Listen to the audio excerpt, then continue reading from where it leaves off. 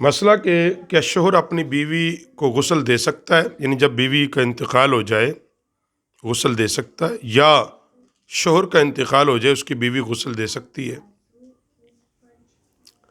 دیکھیں، کچھ مسائل ہوتے ہیں جو مجبوری کے وقت چیزیں بدل جاتی ہیں۔ جب اضطراری حالت آ جائے تو وہاں مسائل بدل جاتے ہیں، جیسے شدت بھوک اس حد تک چلی جائے کہ جان چلی جائے گی۔ اب زندہ رہنے کے لیے اسلام کہتا ہے کہ صرف اتنا کو مردار کھا لیں جس سے زندگی بچ جائے، پیٹ بھر کے نہیں۔ عام حالت میں سختی کے ساتھ اسلام نے منع کیا ہے، یہ میں نے ایک ضمناً بات کر دی ہے۔ اب اسی طرح اگر کسی خاتون کا انتقال ہو جائے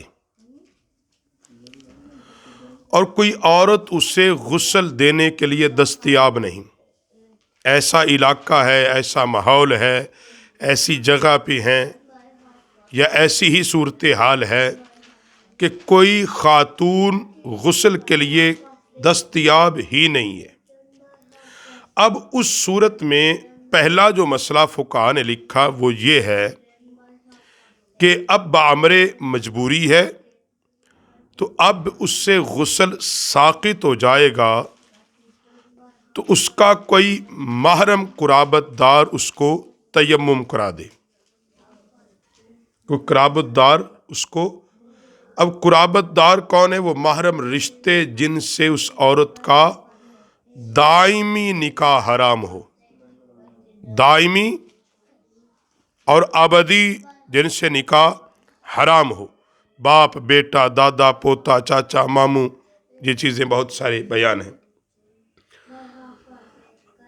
اگر رضاعت اور مسارت کے رشتے اور یہ چیزیں ہیں تو اس کو غسل دینے کی ہاتھ پہ کپڑا لپیٹ کر اس کو غسل دے، اپنی نگاہیں نیچی رکھے۔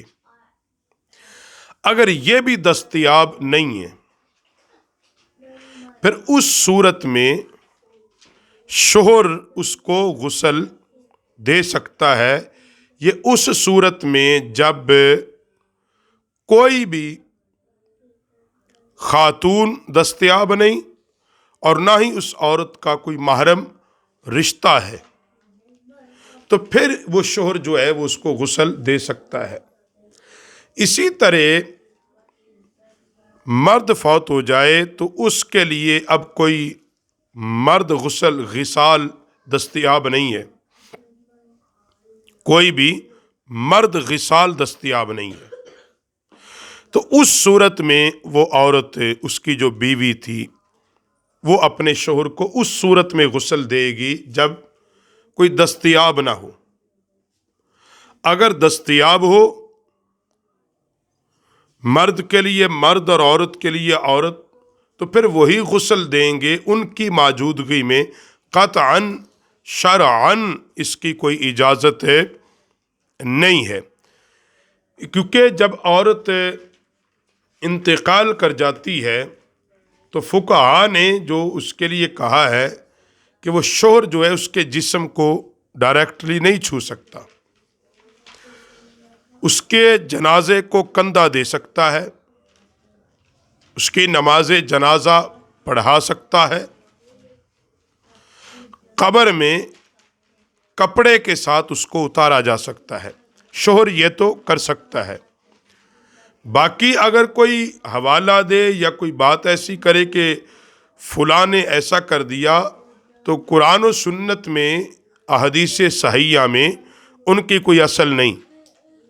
یعنی کسی صحابیہ کے متعلق یہ کہا جائے یا ازواج مطہرات کے متعلق کہا جائے یا اہل بیت اطہار کے متعلق کہا جائے، تو یہ بات یاد رکھو، اس میں شرعاً کوئی اس کی اصل نہیں ہے۔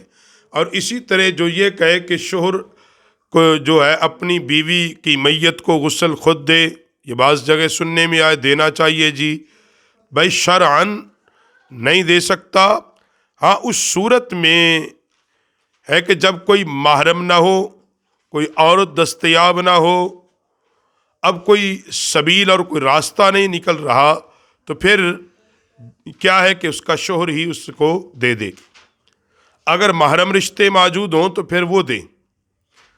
اسی طرح کوئی آدمی فوت ہو جائے تو پہلی بات تو کہ مرد کو مرد ہی غسل دے۔ اب کوئی دستیاب نہیں ہے تو اس صورتحال میں تو یہ مسئلہ جو ہے اضطراری اور مجبوری کی صورتحال میں ہوتا ہے، شوق کی صورتحال میں نہیں ہوتا۔ وہ اسلام اور شریعت نے ایک پابند کر دیا ہے، نبی کریم صلی اللہ علیہ وآلہ وصحبہ وبارک وسلم کہ جب بیٹیاں اس دنیا سے پردہ فرما گئی تو خواتین نے ہی ان کو غسل دیا، اور نبی علیہ الصلوۃ والسلام نے حکماً فرمایا اچھے طریقے سے ان کو غسل دو۔